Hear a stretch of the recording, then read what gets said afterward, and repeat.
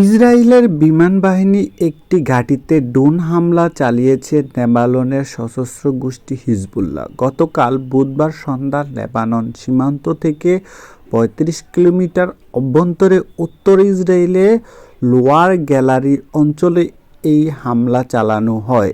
এর জবাবে উত্তর-পূর্ব লেবাননে হিজবুল্লাহর একটি অস্ত্র উৎপাদন কারখানায় বিমান হামলা চালিয়েছে ইসরায়েলি বাহিনী। পাল্টাপাল্টি এই হামলার তথ্য আজ বৃহস্পতিবার সকালে নিশ্চিত করেছে ইসরায়েলের প্রতিরক্ষা বাহিনী আইডিএফ। হিজবুল্লাহ হামলায় ইসরায়েলের বিমানঘাঁটিতে কতটা ক্ষয়ক্ষতি হয়েছে তা খতিয়ে দেখা হচ্ছে।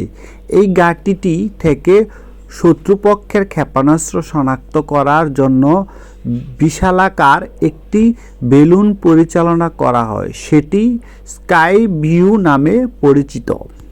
ইসরায়েলি বাহিনী জানিয়েছে বিমানঘাঁটিটি লক্ষ্য করে বিস্ফোরণ বহনকারী দুটি ড্রোন ছুড়ে হিজবুল্লাহ। এর মধ্যে লক্ষ্যবস্তুতে আঘাত হানার আগে একটি ধ্বংস করে ইসরায়েলি আকাশ প্রতিরক্ষা ব্যবস্থা। অপর ড্রোনটি বিমানঘাঁটিতে আঘাত হানতে সক্ষম হয়। গত বছরের ৭ অক্টোবর গাজায় ইসরায়েলের হামলার শুরুর পর থেকে দেশটির উত্তরাঞ্চলে কয়েক হাজার ড্রোন ক্ষেপণাস্ত্র ও রকেট হামলা চালিয়েছে হিজবুল্লাহ। এইসব হামলার অধিকাংশই ছিল সীমান্তবর্তী এলাকায়। তবে গতকাল প্রথমবারের মতো ইসরায়েলে বেশ ভেতরে হামলা চালালো তারা। আগের হামলাগুলো ইসরায়েলের সীমান্ত থেকে সর্বোচ্চ ১৫ কিলোমিটারের মধ্যে ছিল। এই দিকে হিজবুল্লাহর হামলার জবাবে বুধবার রাতে উত্তর-পূর্ব লেবাননে বালবের এলাকায় বিমান হামলা চালিয়েছে আইডিএফ। হিজবুল্লাহর একটি অস্ত্র উৎপাদন কারখানা লক্ষ্য করে হামলাটি চালানো হয়। কারখানাটি লেবানন সীমান্ত থেকে প্রায় ১০০ কিলোমিটার ভেতরে অবস্থিত। গাজায় সংঘাত শুরুর পর থেকে ইসরায়েলি হিজবুল্লাহর হামলা এখন পর্যন্ত ১০ জন বেসামরিক মানুষ নিহত হয়েছে। ইসরায়েলের নিয়মিত ও সংরক্ষিত সেনা রিজার্ভিস্ট নিহত হয়েছে ১৪ জন।